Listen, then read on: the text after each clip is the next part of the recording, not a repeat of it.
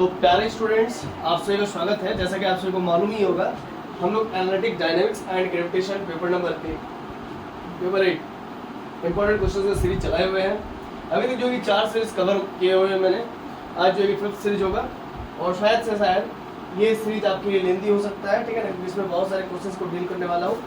बस important questions के लिए ये दिल थाम के बैठिए। अच्छा, अभी हम यूनिट 1 तो कवर कर चुके हैं आप लोगों का, यूनिट 2 कवर करने जा रहे हैं। इसमें इंपॉर्टेंट क्वेश्चन बताने जा रहे हैं, ठीक है। ऐसा तो बहुत सारा है, हैमिल्टन कैंडिकल इक्वेशन है, राउथ इक्वेशंस है, फिर मिला के 8 क्वेश्चंस इंपॉर्टेंट है। बट हम जो भी करेंगे वीवीआई मोस्ट, मतलब इंपॉर्टेंट का इंपॉर्टेंट करने जा रहे हैं, मोस्ट वीवीआई, ठीक है। जैकोबीज पॉइजन्स थ्योरम सबसे पहले हम लोग करेंगे आज। जैकोबीज पॉइजन्स थ्योरम, ठीक है ना। और मेरा वही पुराना अंदाज आप लोगों को मालूम होगा, ठीक है। सिर्फ क्वेश्चन मैंने देखा, आंसर मेरा देख के मैंने छपता हूँ, ठीक है ना।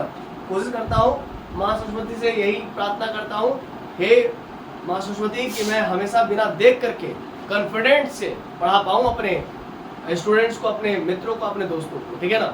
क्योंकि देख देख के पढ़ाना क्या है ना, मजा नहीं है क्या। अब जो लोग देख के पढ़ाते हैं उसमें हम कुछ कर नहीं सकते, है ना। मैं तो खुद से कोशिश करता हूँ कि भाई बिना देख के पढ़ाऊँ, ठीक है। उसमें कॉन्फिडेंस लेवल एक अलग होता है ना। बाकी बात आपको को मालूम ही होगा कि देख के पढ़ाना और बिना देख के पढ़ाने में जमीन आसमान का अंतर होता है, ठीक है। तो जैकोबीज पॉइजन्स थ्योरम स्टार्ट कर रहा हूँ दोस्तों। देखिए, यहाँ पर हम आपको बार बार बताया है बंगाली मेथड। बंगाली मेथड ऐसा मेथड है जिसमें आप लोगों को स्टेटमेंट याद करने की कोई जरूरत नहीं होती है। फिगर देखिए और बंगाली मेथड लगाइए और स्टेटमेंट खुद ब खुद आपको आपका हाथ मजबूर हो जाएगा लिखने के लिए, ठीक है ना। तो बंगाली मेथड भी बताऊंगा साथ में, ध्यान दीजिएगा। स्टेटमेंट, देखिए स्टेटमेंट लिखने के बाद इसका जो लैंग्वेज लिखना होगा वो मेरा माथा से अभी गायब है, समझ रहे ना। लेकिन फिर मैं बंगाली मेथड लगाऊंगा। अब बंगाली मेथड जैसे ही लगाऊंगा सारा चीज याद आ जाएगा। तो बंगाली मेथड लगाने के लिए सबसे पहले फिगर बनाना पड़ता है। ये मैंने फिगर बनाया, यहाँ पर u एंड v, बस बंगाली मेथड में आपको फिगर याद रखना होता है बस। u and v are constants, ठीक है। और ये ऐसा कर दीजिए, ठीक। इसमें लिखिए होलोनोमिक,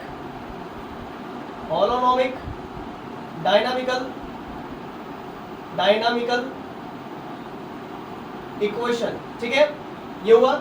इसके बाद सेकंड फिगर बनाइए, उसमें लिखिए देन पॉइजन्स ब्रैकेट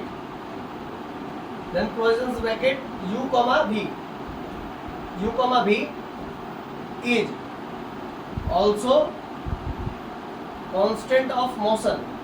बस इतना आप लिख दिए, कांस्टेंट ऑफ मोशन, है ना। इतना अगर आप लिख दिए तो विश्वास मानिए आप पूरा का पूरा थ्योरम लिख देंगे, ठीक है ना। यही है बंगाली मेथड की सच्चाई और बंगाली मेथड का फायदा। देखिए आइए हम लोग करते हैं, लिखेंगे यहाँ पर if u and v, figure देख रहे हैं, हम लिख रहे हैं if u and v are constant of. देखिए मैं सिर्फ पढ़ा ही रहा हूँ, नहीं मैं सिर्फ समझा भी नहीं रहा हूँ, है ना। मतलब समझा तो रहा ही हूँ, है ना, समझा भी रहा हूँ और साथ ही साथ आपको ये भी बता रहा हूँ कि याद कैसे करना है आपको एग्जाम में, आपको एग्जाम में लिखना कैसे, है ना। ये टिप्स एंड ट्रिक्स बता रहा हूँ, ठीक है। ये बहुत इंपॉर्टेंट है। ये नहीं बताते बहुत सारे टीचर, सिर्फ पढ़ा के निकल गए, ठीक है ना, समझा के निकल गए या फिर छाप के निकल गए, जो भी कह ले आप, है ना। लेकिन मैं समझा भी रहा हूँ और याद करने का तरीका ही बता रहा हूँ, ठीक है। Here u and v are the constants of any holonomic, वहां पे लिखा ना मैंने, holonomic dynamical equation, then the, यहाँ पर देखिए, यहाँ then the Poisson's bracket, then the Poisson's bracket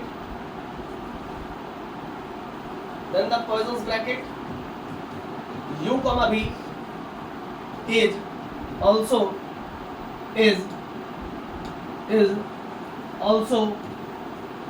constant of motion, बस, ठीक है। इतना हो गया। आइए अब यहाँ पर लिखेंगे प्रूफ, ठीक है।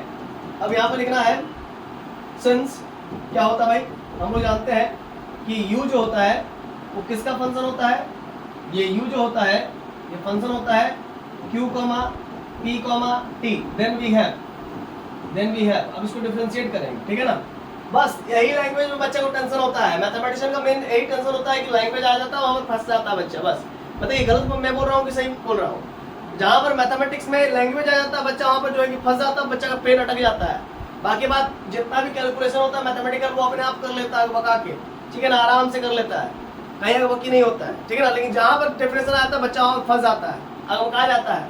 तो उसी चीज को मैं दूर कर रहा हूँ by the help of Bengali method, ठीक है। चलिए अब यहाँ पर हम लोग क्या जानते हैं, देयरफॉर क्या लिख सकते हैं, du by dt equals to del u by del t। अब प्लस यहाँ पर u, h हो जाएगा वेयर, अच्छा इसको आप इक्वेशन नंबर 1 मान लीजिएगा, वेयर आप लिख सकते हैं h equal to Hamilton variable, Hamilton's variable, ठीक है। अब आइए आगे बढ़ते हैं बच्चों, देखिए ध्यान दीजिएगा। अब हम लोग यहाँ पर करेंगे बस कुछ नहीं, सीधा सापटा है, सिर्फ मेन आपका जो है वहीं पर प्रॉब्लम हो रहा है, ठीक है ना, लैंग्वेज। आइए अब यहाँ पर लिखेंगे क्या, नाउ रिप्लेसिंग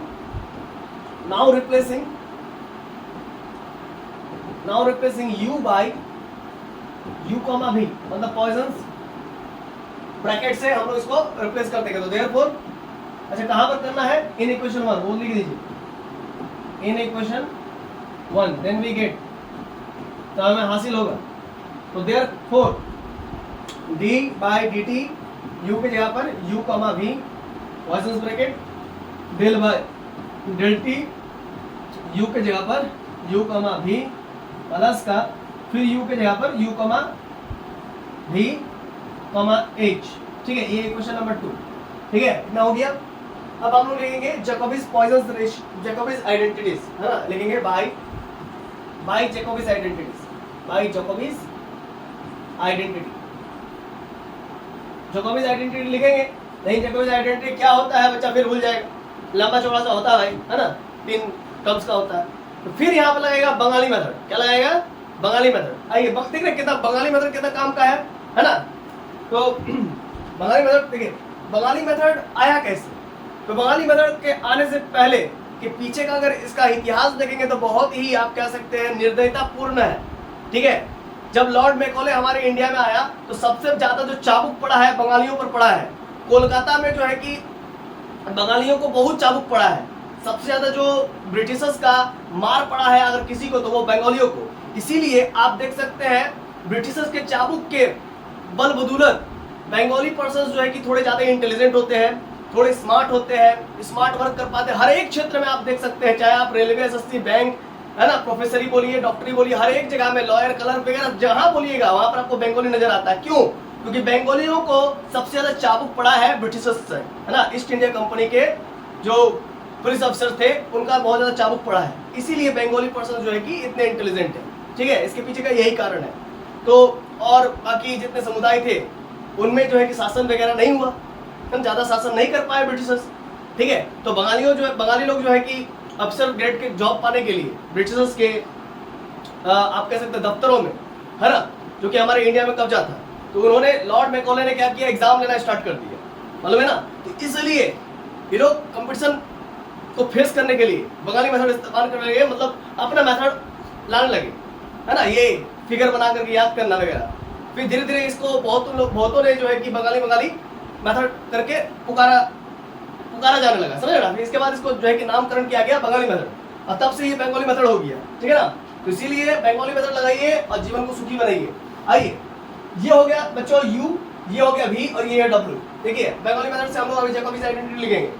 पहले u से v जाएंगे क्लॉकवाइज, फिर v से w जाएंगे, फिर w से u जाएंगे। ये क्लॉकवाइज नहीं एंटी क्लॉकवाइज है, घड़ी तो ऐसे घूमता है ना, ये एंटी क्लॉकवाइज है, ठीक है। तो ये एंटी क्लॉकवाइज मेथड याद रखिएगा अलॉन्ग विथ बंगाली मेथड, ठीक है।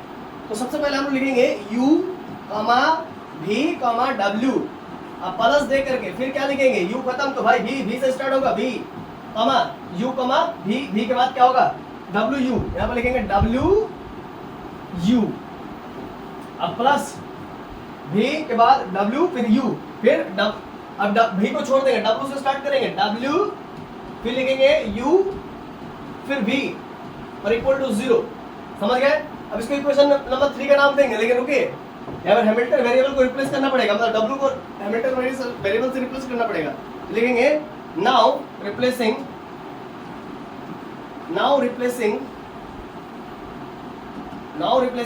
W बाय H, है ना, W को हम लोग H से रिप्लेस करेंगे इन द अबव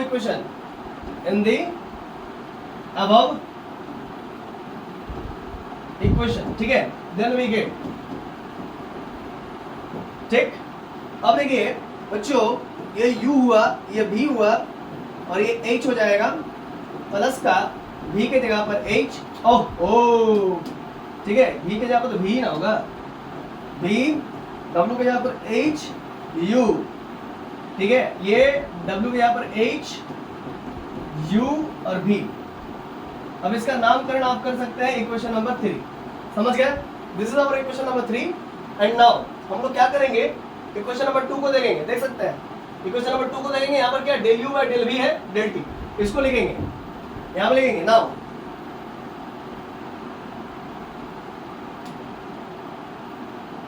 हाँ, तो नाउ क्या लिखेंगे, del by del t of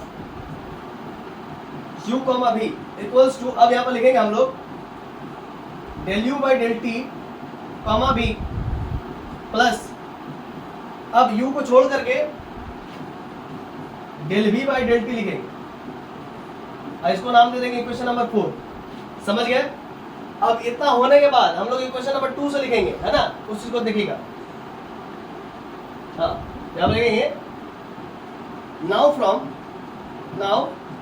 from equation 2 then we have, तो इक्वेशन 2 से हम लोग क्या लिख सकते हैं स्टूडेंट्स, लिख सकते हैं ये कि d by dt of u comma v equals to, तो student del u by del t का वैल्यू कितना है, ये चीज है, इसको यहाँ पर लिखेंगे del u by del t comma v अब प्लस का u comma del v by del T, आप प्लस बीच में देखिए, ध्यान दीजिएगा u v h v है इक्वेशन नंबर 2 में, तो यहाँ पर देखिए यहाँ पर हम लोग को लिखना चाहिए था एक और लाइन, तो उसके लिए हम लोग करना पड़ेगा, ठीक है, तो फ्रॉम इक्वेशन नंबर 3 से हम लोग को लिखना पड़ेगा, आइए उसको लिख लेंगे, फिर ना हम लोग चेंज करेंगे ना, ध्यान दीजिएगा, पहले तो इसको आप लिखिएगा नीचे लाइन में, फ्रॉम इक्वेशन 3 क्या लिख सकते हैं बच्चों, बताइए तो, आप ऐसा कीजिए, आपको चाहिए क्या, आप देख लीजिए पहले, आपको चाहिए क्या, u v h चाहिए, है ना, u v h चाहिए क्या, तो आप ऐसा करते हैं, हम लोग इसको इधर ही रखते हैं, h u v equal to, ये जितना है इधर ले आइए, माइनस में आ जाएगा, u v h माइनस का v h और u, ठीक है। अब बच्चों यहाँ पर एक काम कीजिए, माइनस कॉमन ले लीजिए, माइनस जैसे ही कॉमन लीजिएगा जो हो जाएगा u comma v comma h plus का v comma h comma u, ठीक है, ये हुआ सर, ठीक। अब सुनिए, ये माइनस को इधर ट्रांसफर कर दीजिएगा तो क्या हो जाएगा, minus of h u comma v equals to आपका हो जाएगा, माइनस तो उधर चला गया, तो u v h plus v h u, ठीक है। आइए फिर आगे बढ़ते हैं, हाँ अब यहाँ पर एक काम कर सकते हैं, यहाँ पर लिख सकते हैं u v, है ना, और h को बाद में, ये कैसे वो हम बता रहे हैं, टेंशन मत लीजिए, एकदम टेंशन नहीं लेने का, पहले जो है उसको लिख लीजिए, सब बता रहे हैं, टेंशन मत लीजिए, h u, अब कहेंगे वो कैसे होगा, तो सिंस एक बात जानिए, u कॉमा v बराबर पॉइजन्स में negative of v comma u होता है, तो भाई उसमें जस्ट स्वैप किए, u v को उधर कर दिए, h को इधर ले आए, तो बस माइनस से माइनस प्लस हो जाएगा, फिर से माइनस हो जाएगा ना, तो माइनस माइनस प्लस हो जाएगा, तो ले देखिए पूरे क्लियर है कॉन्सेप्ट, ठीक है, चलिए बहुत अच्छी बात। अब अभी देखिए ध्यान दीजिएगा, अभी ध्यान दीजिएगा, अभी आपने क्या माना, इक्वेशन 4 हो गया, इक्वेशन 4 हुआ ना, ठीक, तो इक्वेशन इसको 5 मान लीजिए, ये इक्वेशन नंबर 5 हो गया आपका, ठीक। अब इक्वेशन नंबर 5 के मदद से आप क्या लिख सकते हो, जरा देखिए तो कहां पर, देखिए फ्रॉम इक्वेशन नंबर 2 लिखे है ना हमने, from equation number 2, from equation number 2 यहीं से है। यहां से क्या लिखा हमने, du by dt है ना, dub by dt equals to del u by del t v plus u dv by dt, ठीक है ना। और वहां पर देखिए तो क्या आगे इक्वेशन नंबर 2 में u भी, अच्छा यहां पर एक ध्यान दीजिएगा, इक्वेशन नंबर जो 2 है यहां पर थोड़ा सा ध्यान दीजिएगा, है ना। यहां पर एक लाइन छूट गया है, उसको आप लोग थोड़ा सा सुधार कर लीजिएगा। देखिए यहाँ पर ब्रैकेट छूट गया था बस, और कुछ नहीं, ठीक है। तो भाई u भी h का जो वैल्यू है उसको हम लोग रखेंगे इक्वेशन नंबर 5 से इक्वेशन नंबर 2 में, हाँ ध्यान दीजिए। तो इक्वेशन नंबर अभी जो लाया है मैंने, तो उसमें जस्ट पुट करना है, हाँ तो यहीं पर हम लोग को पुट करना है u भी h का वैल्यू, जो रेड पेन से लिखा हुआ ना वहीं पर पुट करना है, u भी h का वैल्यू यहाँ पर पुट करना है। तो यहाँ पर लिखेंगे क्या, ध्यान दीजिएगा, यहाँ पर लिखेंगे u भी, अभी जो लाया है ना, देखिए u भी h का वैल्यू, h प्लस का भी h u, ये ठीक है। इसका इक्वेशन नंबर आप नाम दे दीजिए 6, ठीक है। अब इक्वेशन नंबर 6 को आगे हम लोग इलैबोरेट करेंगे, तो यहाँ पे लिखेंगे from equation number 6 we have, from equation 6, from equation 6 then we have क्या है, d u v dt equals to del u by del t v plus का u del v by del t plus का जो भी poison था equation number 6 में उसको लिखना पड़ेगा, क्या u dv by dt, u dv by dt plus u भी h, आइए लिखते हैं इसको, इक्वेशन नंबर 5 को थोड़ा सा ऊपर लिख लेते हैं, है ना। चलिए यहाँ पे लिख लेते हैं u भी h जो था प्लस का, आइए फिर देख लेते हैं ऊपर को, q भी h भी h u भी h u भी h u, बस हो गया था। अब ध्यान दीजिएगा du v फ्रॉम इक्वेशन 6 से ये होगा। अब देखिए del u by del t लिखिए, कॉमा भी दीजिए प्लस, ध्यान दीजिएगा u और u सेम है, तो u का u की वजह से del v by del t plus का v h हो जाएगा, अब प्लस का यहाँ पर ध्यान दीजिएगा, यहाँ पर यहीं पर मैंने ध्यान देना, यहाँ पर आप कर सकते हैं क्या, माइनस लगा करके h u ट्रांसफर कर सकते हैं, v को इधर कर सकते हैं, बगल में कारण लिख दीजिएगा, ठीक है ना। हम लोग हर एक चीज बता करके बताते हैं बच्चा को, है ना, कि कारण बता देते हैं कि ऐसा क्यों हो, लीजिए वी यू, समझ गया है। चलिए आप ध्यान दीजिए, यहाँ पर this implies that D you भी बाई डी टी, ठीक है। आपको मैं बता देता हूँ, मेरे जो दादाजी थे वो गांधी जी के साथ जो है कि डांडी मार्च में गए थे, मालूम है, और उनको बहुत ज्यादा जो है कि डंडा पड़ा है ब्रिटिशर्स का, तो उस जमाने में बहुत डंडा पड़ा है। तो आप समझ सकते हैं कि कहीं ना कहीं वो परिस्थितियों से हम लोगों का परिवार गुजर चुका है, समझ रहे हैं ना।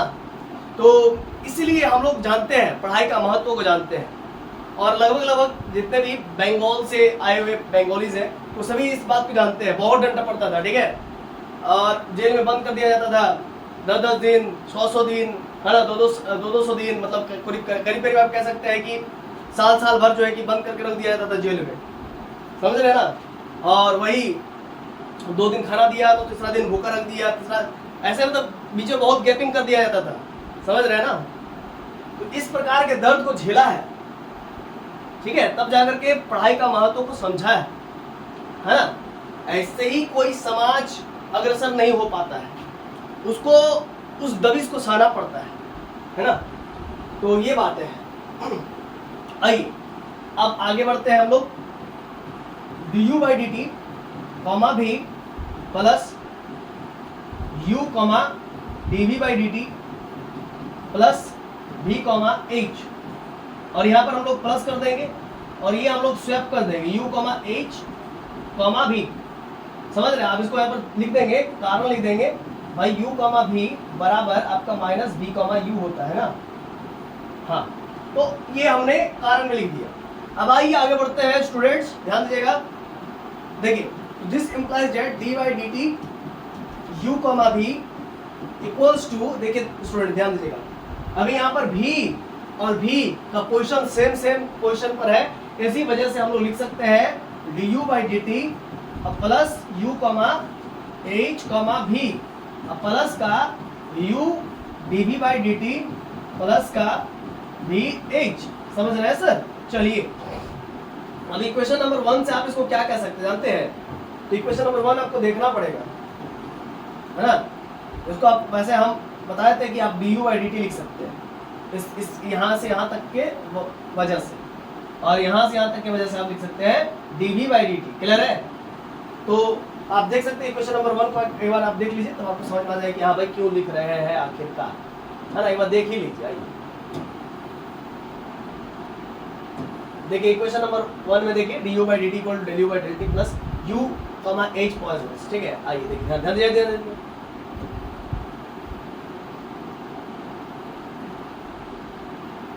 ठीक, आइए तो कुल मिलाकर के, और यहाँ पर हम लोग लिख सकते हैं कॉमा भी plus u comma d v by d t. अभी तक कितना इक्वेशन हुआ है बताइए तो जरा?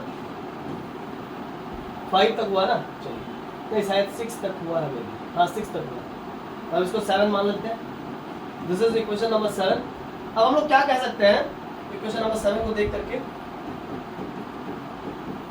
चलिए, इक्वेशन नंबर 7 को देख करके हम लोग क्या कह सकते हैं?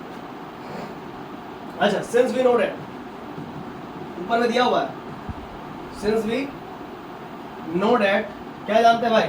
u and v are constant of motion. Constant of motion इसका मतलब क्या होगा? इसका डेरिवेटिव 0 हो जाएगा, सिंपल सी बात है। देयरफॉर जो कांस्टेंट ऑफ मोशन होता है उसका डेरिवेटिव 0 ही होता है, क्योंकि कांस्टेंट का डेरिवेटिव 0 ही होता है, तो हम लोग जानते हैं। Therefore dv by dt equal to 0। अब यहाँ पर देयरफॉर इक्वेशन 7 बिकम्स, इसीलिए इक्वेशन 7 किसमें परिवर्तित हो जाएगा? d by dt of u comma v। चलिए, कट गया है बट थोड़ा सा रुकिए। हाँ, तो स्टूडेंट्स लाइन कट गए थे ना, इसी वजह से। हालांकि 1 मिनट, हाँ ठीक। एक्चुअली में ये तो यूपीएस मोड में इन्वर्टर होता है ही, उसके बावजूद भी पता नहीं कैसे क्या हो जाता है, बंद हो जाता है। खैर कोई बात नहीं, चलिए माफी चाहेंगे, है ना। थोड़ा सा ऑफ वगैरह होने का, ठीक है। चलिए, आप ध्यान दीजिएगा। अब आप लिख सकते हो क्या कि D u by d t comma भी, ठीक है, प्लस, हालांकि हम ये चीज लिख चुके थे बट ये वाला आया नहीं, फिर रिवर्स नहीं हुआ, लोड नहीं हुआ। तो ये माइनस एच यू को लिख सकते हैं प्लस का यू कॉमा एच कॉमा भी, है ना। कॉमा का भी लिख सकते हैं और कारण दे सकते हैं कि यू कॉमा भी बराबर माइनस भी कॉमा यू होता है, इसी वजह से। इसीलिए एच कॉमा यू का जब यू कॉमा एच चेंज करेंगे तो माइनस आएगा, तो इसलिए माइनस बाहर हो गया, ठीक है। आप ध्यान दीजिएगा। अब इसमें इसको देखिए, यहाँ पर भी और यहाँ पर पोजीशन में भी है, इसीलिए हम लोग लिख सकते हैं d u by d t plus u comma h comma का भी plus u comma d b by d t, del b by del t plus b comma h. ठीक है, आइए आगे बढ़ते हैं, हम लोग आगे बढ़ेंगे, ठीक है। तो देखिए, ध्यान दीजिएगा। तो यहाँ पर हम लोग लिख सकते हैं d u b d t और इक्वल्स टू, इस जगह पर लिख सकते हैं d u by d t comma भी, किसके वजह से? तो del u by del t u comma h के वजह से, और प्लस यहाँ पर फिर हो जाएगा आपका u comma d v by d t. और ये क्यों हो रहा है? तो फ्रॉम इक्वेशन 1 लिख दीजिएगा, फ्रॉम इक्वेशन 1। आपको एक बार दिखा देता हूँ फ्रॉम इक्वेशन 1, तब क्लियर हो जाएगा, चकाचक हो जाएगा कि ऐसा क्यों हुआ। हालांकि एक बार पहले भी दिखा चुका था लाइट कटने से पहले, बट तो भी फिर से देख लीजिए। du बाई dt बराबर del u by del t plus u comma h है, इसीलिए वहां पर du बाई dt लिखे थे, उसी के बदले। चलिए फ्रॉम इक्वेशन 1 हो गया। और हम लोग क्या जानते हैं कि सिंस वी नो दैट हम लोग जानते हैं कि since we know that u and v are constant of motion, ये गिवन है, constant of motion, constant of motion. हालांकि आप सुन के लिख लिए होंगे, since we know that u and v are the constant of motion. तो इसी वजह से देयरफॉर क्या लिख सकते हैं du बाई dt, ये भी चीज मैं लिखा था इससे पहले, जब लाइन करने से पहले, और du बाई dt बराबर भी 0 हो जाएगा। तो देयरफॉर इसका नाम दिया था शायद इक्वेशन नंबर 7, हाँ equation number 7। Therefore equation 7 becomes, ठीक है। तो क्या हो जाएगा स्टूडेंट्स, तो ये हो जाएगा, क्या हो जाएगा बताइए, ये हो जाएगा आपका d u comma v d t equal to 0 comma v plus ये 0, ये u कॉमा ये डी बाई डी टी का वैल्यू 0। तो जब ये 0 हो जाएगा तो भाई ये पूरा 0 हो जाता है, तो मालूम है जैकोबिस में एक भी 0 होता है तो पूरा 0 हो जाता है, आपको मालूम ही होना चाहिए, ठीक है। अब क्या होगा, therefore d by d t of u comma v equal to 0। तो दिस इम्प्लाइड दैट जब आप इसको इंटीग्रेट करेंगे तो आपको कांस्टेंट मिलेगा। This implied that u comma v क्या हो जाएगा, कांस्टेंट। तो इंटीग्रेट वगैरह लिखना नहीं है, बच्चा नहीं है, आप डायरेक्ट आप लिख सकते हैं। This implies that u comma v are constant, hence जो चीज प्रूव करना था यही तो प्रूव करना था, hence the Poisson's bracket, hence the Poisson's bracket, कौन सा ब्रैकेट भाई, hence the Poisson's bracket u comma v is constant of motion, यही तो प्रूव करना था ना। तो लिखेंगे नीचे में प्रूव्ड। आई होप आपको बातें समझ में आ गई होगी, ठीक है। तो ठीक है, फिर अब हम लोग fundamental lemma of calculus variable करेंगे, ठीक है। एक बार टाइम देख लेते हैं कितना हुआ है, 27 मिनट का ही हुआ, ज़्यादा नहीं।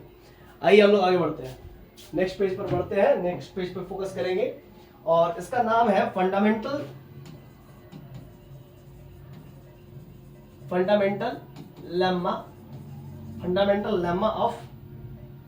Lemma of calculus variation, calculus variation. फिर से इसमें बंगाली मेथड लगाएंगे, है ना, बिना बंगाली मेथड का तो कोई गुंजाइश ही नहीं है। स्टेटमेंट लिखना है तो बंगाली मेथड चाहिए, स्टेटमेंट लिखना है तो बंगाली मेथड चाहिए। आइए बंगाली मेथड देखते हैं,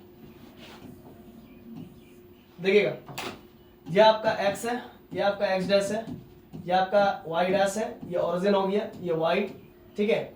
अब ये आपका फिगर बनाइए, फिगर बढ़िया से, ठीक। तो ये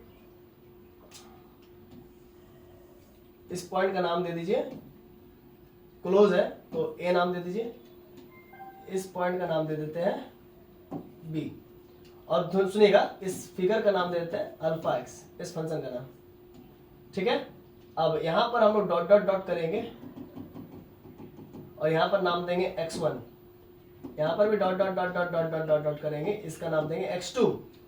और ध्यान दीजिएगा, और ये जो फिगर गया ना, हाँ, इसका नाम दे दीजिएगा hx, ठीक है। और ये आप देख सकते हैं यहाँ पर ये पॉजिटिव है, कहां से कहां तक के बीच में, x1 और x2 के बीच में पॉजिटिव है, ठीक है ना, बाकी तो नेगेटिव ही है। तो यहाँ पर लिखना पड़ेगा हम लोग को जो जो चीज यहाँ पर लिखे है ना। आप देख सकते हैं अल्फा एक्स कॉन्टिन्यूअस फंक्शन है, लिखेंगे let the function alpha x is continuous, क्या है भाई, कॉन्टिन्यूअस है, continuous on the closed interval a b, इस पे है जो कि कॉन्टिन्यूअस है, सच डेट इस प्रकार से कि ए से लेकर के बी अल्फा एक्स, ठीक है, alpha x h x d x का मान क्या होने वाला है, 0 होने वाला है। तो लेट द फंक्शन है ना, विथ सेकेंड ऑर्डर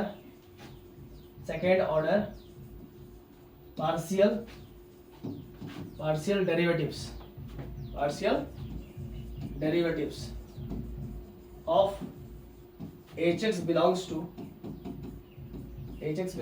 AB, है ना, and HA equal to HB, है ना, HB equals to 0, है ना, देन अल्फा एक्स को हम लोग को 0 पुट करना है, किसके लिए, तो for all x belongs to AB के लिए।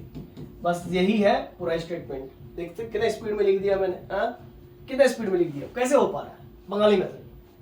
लेट द फंक्शन, ये जो फंक्शन है अल्फा एक्स, देखने से पता चल रहा है कॉन्टिन्यूअस है और क्लोज इंटरवल AB पर है, ठीक है, लिख दिया अंदर आके। अल्फा एक्स और HX को जब प्रोडक्ट करेंगे तो A से लेकर के B जो ये देगा ना, ये प्रोडक्ट 0 देगा, ठीक है ना, ये दिया हुआ गिवन है। Late the function with second order partial derivatives, जो फंक्शन है हमारा सेकंड ऑर्डर पार्शियल डेरिवेटिव्स का HX, ठीक है ना, वो क्या देगा, A से लेकर के B में HA और HB, आप देख सकते हो दोनों पॉइंट पर। यहाँ पर HA का वैल्यू A पॉइंट पर निकालिए, B पॉइंट पर, यहाँ पे देख सकते हैं X का मान, ये Y का मान 0 बन रहा है, इसीलिए HA और HB का मान 0 बनेगा। देन हमको प्रूव करना अल्फा एक्स का जो मान है ना, ये अल्फा एक्स का मान पूरे में 0 होगा, किसके लिए, तो A और B के लिए। तो यही है पूरा फंडामेंटल लेमा ऑफ कैलकुलस। आइए प्रूफ करते हैं, प्रूफ से लिखने का कोशिश करेंगे। यहाँ पे लिखेंगे प्रूफ, यहाँ पे लिखेंगे प्रूफ, लिखेंगे गिवन दैट the function कौन सा function, alpha x is continuous on the किसमें भाई, on the close interval AB, यही तो दिया हुआ। such that इस प्रकार से कि A से लेकर के B alpha x HX dx का मान 0 हो रहा है ना, इसको इक्वेशन नंबर 1 मान लेंगे। और ये किसके लिए हो रहा है, तो for all x belongs to AB के लिए हो रहा है, वो भी लिख दीजिए, ठीक है। एंड आप लिखिएगा यहाँ पर, एंड HA और HB का मान जो है वो दिया हुआ आपका 0 दिया हुआ। ये इक्वेशन नंबर 2 हो गया आपका, समझ रहे हैं ना, इक्वेशन 1 और इक्वेशन 2 हो गया। अब यहाँ तक तो ठीक है। Then we have to show that, क्या प्रूफ करना है, then we have to show that alpha x का मान 0 होगा, किसके लिए, तो for all x belongs to AB के लिए। ये चीज हमें प्रूफ करना है, ठीक है। तो यहाँ पे लिखेंगे if possible। अच्छा देखिए, हमको अल्फा एक्स का मान 0 पुट करना है ना, तो बाय द कंट्राडिक्शन मेथड से प्रूफ करेंगे। मान लेंगे ये 0 नहीं है और बाद में दिखा देंगे कि कुछ ना कुछ कंट्राडिक्शन मिल रहा है, उस वजह से ये अल्फा एक्स का मान 0 है। बस यही टेक्निक है ना। If possible, let us consider that कि अल्फा एक्स का मान 0 नहीं है, किसके लिए, तो for all x belongs to AB के लिए। या फिर आप कह सकते हैं फॉर सम इंटरवल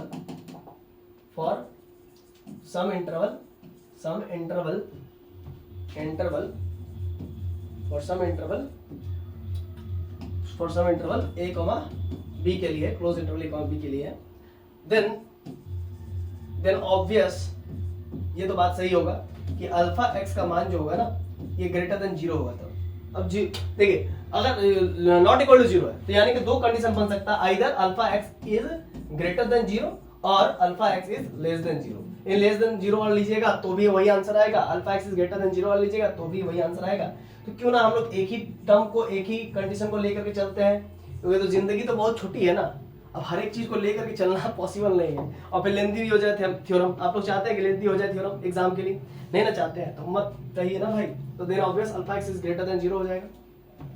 तो दिस इंप्लाइड, ये किस चीज को इंगित करेगा, ये इंगित करेगा कि अल्फा एक्स क्या हो जाएगा, तब पॉजिटिव हो जाएगा, अल्फा एक्स इज पॉजिटिव हो जाएगा, alpha x is positive function हो जाएगा, alpha x is positive function, है ना, पॉजिटिव फंक्शन हो जाएगा, positive function on some interval, लेकिन इसका इंटरवल चेंज हो जाएगा, देखिए ध्यान दीजिएगा, ऑन सम इंटरवल, देखिए ध्यान दीजिएगा, यहाँ ऊपर देखिएगा, फिगर को देखिएगा, अल्फा एक्स का मान जो है कि ग्रेटर देन 0 हो जाएगा, पॉजिटिव है, तो कौन से इंटरवल पे है, ये x1 से लेकर के x2 में ही है ना, आप देख सकते हैं x1 से लेकर के x2 में ही है ना, और इधर तो पॉजिटिव नहीं, इधर तो पॉजिटिव, इधर तो नेगेटिव है, इधर भी नेगेटिव है, डाउन हो रहा है, डाउनफॉल हो रहा है, तो सिर्फ x1 से लेकर के x2 क्लोज इंटरवल पे ही वो पॉजिटिव है, तो उसी चीज को लिखने वाले हैं।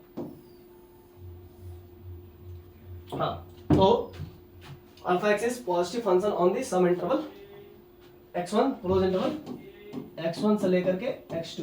अब यहाँ पे लिखेंगे लेट अस कंसीडर या लेट अस एज्यूम दैट हम लोग यहाँ पर कर सकते हैं कि hx का वैल्यू 0 हो जाए। फॉर किसके लिए हो जाए 0? तो यहाँ पर लिख सकते हैं x का वैल्यू जब x1 से बड़ा है और जब लेस देन, तो इसका कारण देना पड़ेगा, मतलब आपको दिखाना पड़ेगा कि ये कैसे काम कर रहा है, कि hx का वैल्यू 0 कैसे हो रहा है। ध्यान दीजिएगा, देखिए आप यहाँ पर आप समझिएगा hx का वैल्यू 0 कैसे हो रहा है। आप देख सकते हैं a और x1 के बीच में hx का वैल्यू 0 हो रहा है, क्योंकि ये तो hx फंक्शन है, ये तो hx फंक्शन है ना, ये तो फंक्शन hx है ना, ये तो hx फंक्शन है।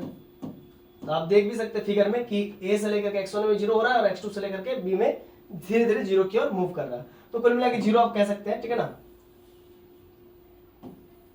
मतलब एट लास्ट तो 0 ही हो रहा है ना, इसीलिए। तो इसीलिए हम लोग ऐसे भी हम लोग यहाँ पर एज्यूम किए हुए कि इस इंटरवल के लिए हो रहा है, ठीक है।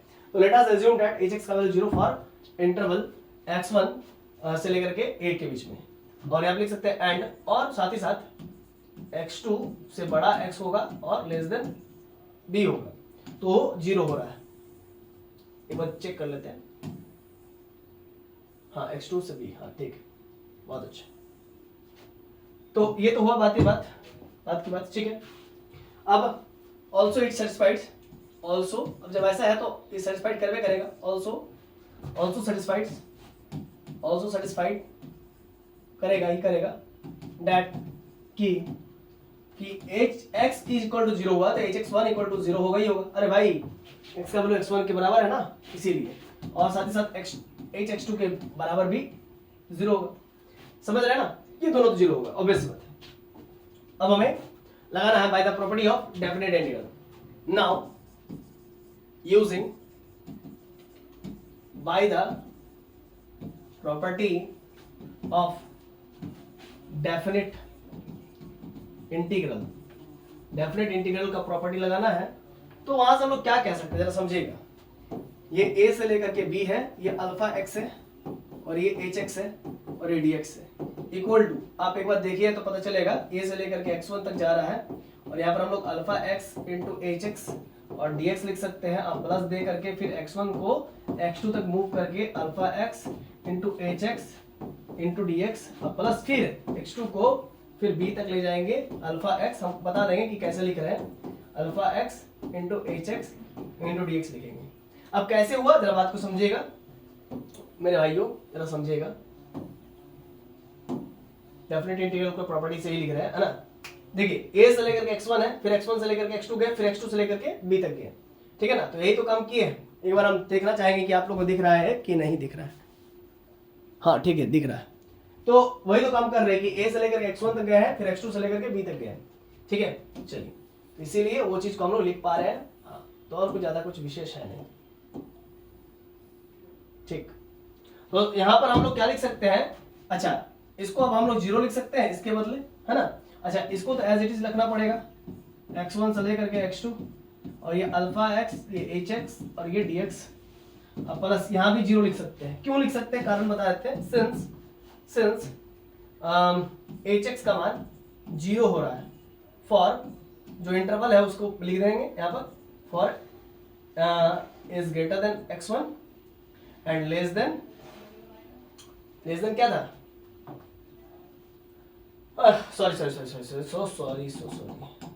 हाँ, तो यहाँ पर a था, is greater then a, x का वैल्यू, और लेस देन x1, तो a से x1 के बीच में था, तो ये hx का वैल्यू 0, तो जब hx का वैल्यू 0 तो ये पूरा 0 हो जा रहा है, ठीक है ना। एंड फिर और भी क्या था, तो x2 से लेकर के x का जो वैल्यू था b तक जा रहा था, x2 से लेकर के b तक जा रहा था, तो भी तो 0 दे रहा था, ठीक है, इसीलिए 0 हो गया। अब नाउ a से लेकर के b अल्फा x hx dx equal to क्या मिला, x1 से लेकर के x2 alpha x h x d x, ये मिला ना। चलिए इसको हम लोग लिख लिए और इसका इक्वेशन नंबर 3 नाम देते हैं। This is equation number 3, this is equation number 3 from, अब लिख सकते हैं फ्रॉम इक्वेशन 3 वी हैव, हम लोग के पास क्या है इक्वेशन 3 से, हम लोग कह सकते हैं इक्वेशन 3 से x1 से लेकर के x2 अल्फा x और एच एक्स डी एक्स को कि ये ग्रेटर देन 0 होगा। क्यों कह सकते हैं ऐसा, कारण दे रहे हैं, सिंस अल्फा x का मान ग्रेटर देन 0 था, पॉजिटिव मान चुके हैं, याद कीजिए कहां से कहां तक के बीच में, फॉर सम इंटरवल था ना, फॉर सम इंटरवल x1 से लेकर के x2 में, इस पे ये पॉजिटिव था, है ना, x1 से लेकर के x2 में, तो इसीलिए अल्फा x तो पॉजिटिव होगा, ऑब्वियस सी बात है। क्लियर है कॉन्सेप्ट? तो आप एक बार देख भी लीजिए, ये देख लीजिए, एक बार देख भी लीजिए तो विश्वास हो जाएगा, फिगर देख लीजिएगा तो विश्वास हो जाएगा, सब फिगर का ही किया धरा है। देखिए पॉजिटिव है, x1 से लेकर के x2 के बीच में अल्फा x, ये अल्फा x का वैल्यू यहाँ पर देखिए ना, इसके पैरेलल है ना, तो अल्फा x का वैल्यू पॉजिटिव हो रहा है, तो इसीलिए वहां पर पॉजिटिव होगा, तो भाई वो तो ग्रेटर देन 0 ही होगा। पॉजिटिव का मतलब तो ग्रेटर देन 0 ही ना होता है कि नहीं, हाँ, तो इसीलिए यहाँ पर ग्रेटर देन 0 लिखे। हाँ, अब कंसिक्वेंसली ये तो भाई ग्रेटर देन 0 होगी, और ये किसके इक्वल है, इसके इक्वल है, ये किसके इक्वल है, इसके इक्वल है, तो कंसिक्वेंसली हम लोग लिख सकते हैं कंसिक्वेंसली तब a से लेकर के b अल्फा x H x into D x का वैल्यू भी ग्रेटर देन 0 हो जाएगा, ये भी ग्रेटर देन 0 हो जाएगा, है ना। लेकिन याद कीजिए गिवन स्टेटमेंट में सच डेट करके लिखा हुआ था alpha x h x d x का मान 0 था, ये गिवन स्टेटमेंट का स्टेटमेंट है, मतलब स्टेटमेंट है कि भाई अल्फा एक्स और एच एक्स डी एक्स का वैल्यू 0 होगा, ये दिया हुआ गिवन है, और यहाँ पर हम लोग को मिला क्या, कंसिक्वेंसली a से लेकर के b, चूंकि ये इसके बराबर है ना, चूंकि आप देख सकते हैं, ये देख सकते हैं a अल्फा एक्स ये इसके बराबर है, इसीलिए ये जब ग्रेटर देन 0 है तो ये भी ग्रेटर देन 0 हो रहा है, तो यहाँ से जबकि दिया हुआ है कि 0 है और ये ग्रेटर देन 0 पॉजिटिव बता रहा है, और दिया हुआ 0 है, इसका मतलब ये कंट्राडिक्शन है, तो लिख देंगे विच इज ए कंट्राडिक्शन, क्या लिखेंगे, which is a contradiction of given statement, है ना, दैट इज या ऐसा लिखो ना direct, which is a contradiction of given statement का ये contradiction है, so ये given statement का contradiction है, हाँ, ये क्यों हुआ, तो यहाँ पे लिख सकते हैं our assumption, हम लोग assumption क्या था, but our assumption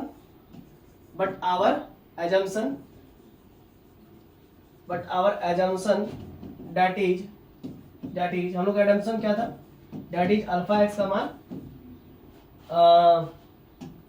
हम लोग ये क्यों हासिल हुआ, मतलब ये कंट्रडिक्शन क्यों हासिल हुआ, क्योंकि हम लोगों का, है ना, बिकॉज या हम लोग कह सकते हैं but our assumption that is क्या था, अल्फा x is not equal to 0, और ये क्या हो गया, इज रॉन्ग, इसीलिए तो ये मिला ना, अगर इसको हम इक्वल टू 0 मान के चलते तो ये हम लोग को कंट्रडिक्शन नहीं मिलता, इसको equal to not equal to 0 मान के चला है तो ही तो ये कंट्रडिक्शन मिला है ना, समझ रहे, गिवन स्टेटमेंट का तो तभी तो ये कंट्रडिक्शन मिला है। सो हम लोग कह सकते हैं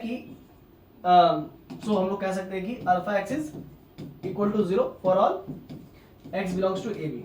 चलिए ये यही प्रूफ करना था, प्रूफ हो गया, प्रूफ लिख दीजिए, PROVED प्रूफ हो गया, यही प्रूफ करना था। आई होप आपको बातें समझ में आ रही होगी, अब आ रही तो अच्छी बात है ना, हम तो हर एक चीज बिना देख करके आप लोगों को बताया है ना।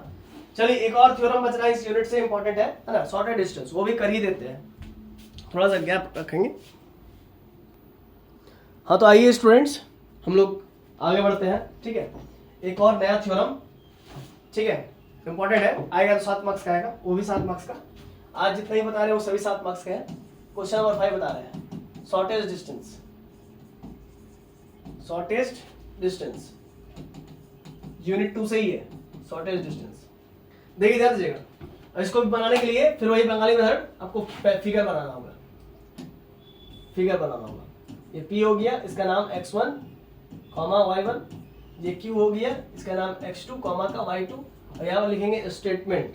सबसे पहले तो स्टेटमेंट लिखना होगा, है ना, या पहले आप प्रूफ में लिखिए, इस बार सॉल्यूशन लिख लीजिए, प्रूफ वगैरह तो कुछ तो करना नहीं, कहने तो नहीं बोल रहा है, प्रूफ वगैरह बोले तो फिर आपको करना पड़ेगा। Proof that the shortest distance path is always a straight line, यही है क्वेश्चन, यही है। Proof that the shortest distance path is always a straight line, है ना। तो आप प्रूफ से ही स्टार्ट कर सकते हो। फिर यहाँ पर प्रूफ से ही स्टार्ट करते हैं। प्रूफ में सबसे पहले आप लोग को स्टेटमेंट लिखना होगा। स्टेटमेंट में आप लिखेंगे क्या,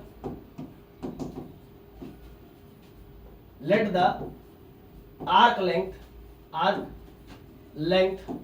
between two given points, P का नाम x, y1 coordinate and q का नाम x2, y2 is given by, है ना, क्या दिया होगा, तो j बराबर, अब p से लेकर के q तक का डिस्टेंस निकालेंगे, यहाँ पर ds होगा। अब j equals to shortest distance है दोनों के बीच का, इसका जो वैल्यू होगा वो होगा dx स्क्वायर प्लस का dy स्क्वायर। अब ये कैसे हुआ उसके कारण लिख देते हैं बगल में कि सिंस आर्क लेंथ का जो फॉर्मूला होता है ds square equal to dx square plus का dy स्क्वायर, ये आपने बचपन क्लास में ग्रेजुएशन में पढ़ा होगा, ठीक है। ऑब्वियस बात है यही होता है, ठीक है, आर्क लेंथ का डिस्टेंस, ठीक। अब यहाँ पर j इक्वल्स टू हम लोग लिख सकते हैं p से लेकर के q, यहाँ पर आप लिख देंगे dx स्क्वायर प्लस का dy स्क्वायर प्लस का dx स्क्वायर, और ये dx हो जाएगा। और यहाँ पर आपका सिंपल और सिंपल x1 से लेकर के x2, क्योंकि पूरा dx के रिस्पेक्ट में डिफरेंशिएट कर रहे हैं तो फिर यहाँ पर x1 से लेकर के x2 वेरी करेगा, मतलब ये जो वेरिएशन होगा ये y पे नहीं होगा, सिर्फ x पे ही होगा, इसीलिए x1 से लेकर के x2, ठीक है। चलिए अब यहाँ पर आप करेंगे क्या, यहाँ पर आप करेंगे dx square divided by dx square, ठीक है, बांट देंगे, और dy square divided by dx square, और इधर dx इक्वल्स टू ये x1 से लेकर के x2, ये आपका हो जाएगा 1 प्लस dy बाई dx का होल स्क्वायर इंटू dx, ठीक है। अब यहाँ पर लिखेंगे लेट यहाँ पर नहीं लिखेंगे, नेक्स्ट स्टेप में लिख सकते हैं, लेट dy बाई dx बराबर y डॉट, तो therefore j equals to x1 से लेकर के x2, और यहाँ पर हो जाएगा 1 प्लस y डॉट का स्क्वायर इंटू dx। सिंपल सी बात है। अब हम लोग इसको लेट करेंगे नाउ, या फिर ऐसा लिख सकते हैं j इक्वल्स टू x1 से लेकर के x2, है ना, इसको लिख सकते हैं f dx, और लिख देंगे बगल में where f equals to fy, मतलब y का फंक्शन है और ये है क्या, तो उसके बाद उसके लिए बकायदा लिख देंगे y डॉट का स्क्वायर है, ठीक है, मतलब ये पूरा है, ठीक है। अब यहाँ पर इसको हम इक्वेशन नंबर 1 मानेंगे and let f equals to 1 plus y dot का स्क्वायर को इक्वेशन नंबर 2 मानेंगे, ठीक है। अब लिखेंगे since we know that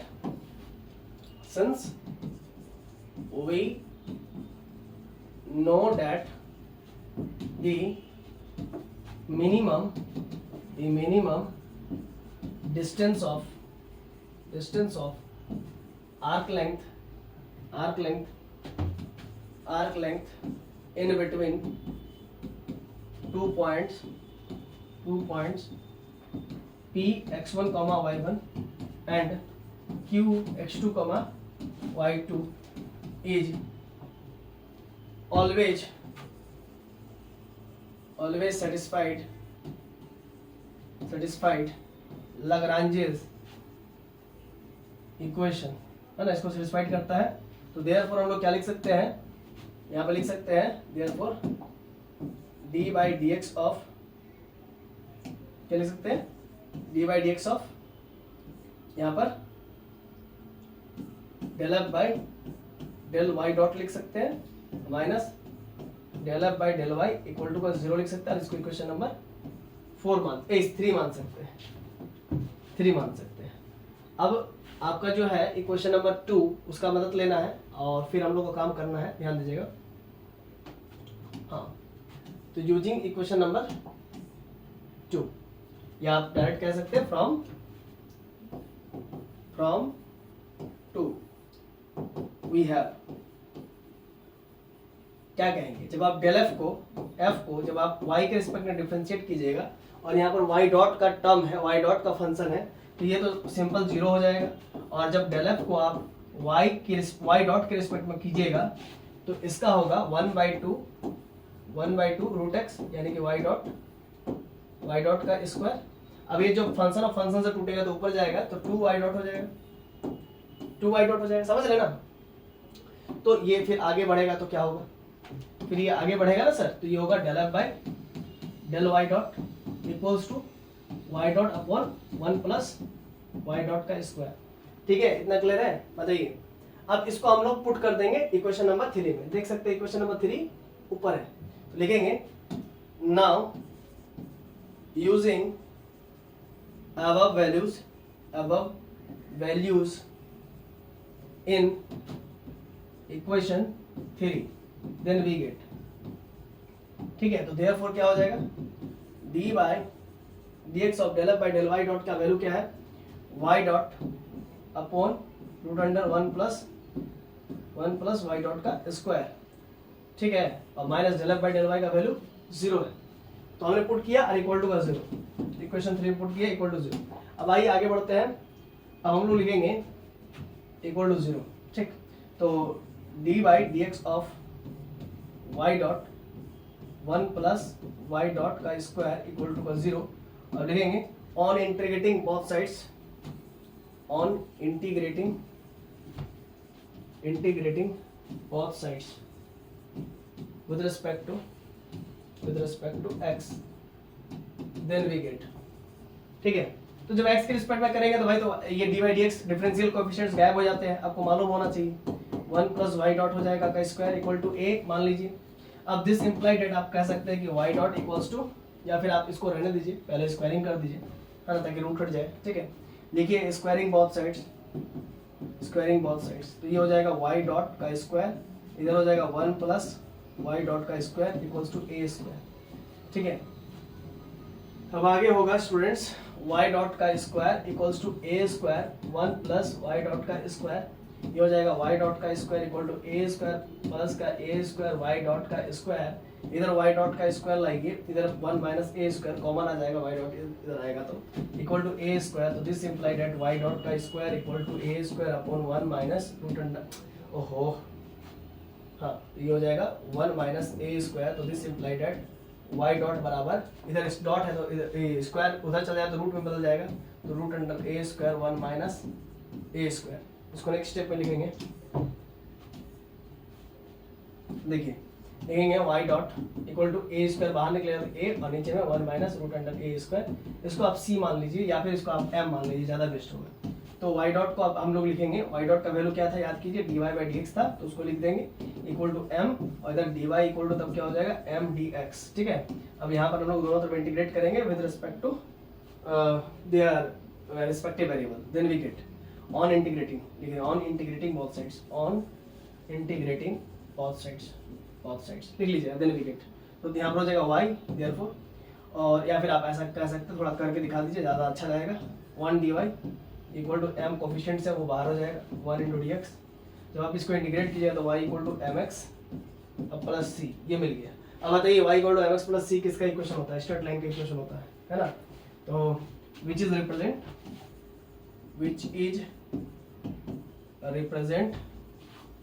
represents a straight line, है ना। तो आपको क्या प्रूव करना था, हेंस कि दो पॉइंट्स का जो डिस्टेंस है ना, मिनिमम डिस्टेंस है, वो हमेशा एक स्ट्रेट लाइन देता है। हेंस द मिनिमम या शॉर्टेस्ट डिस्टेंस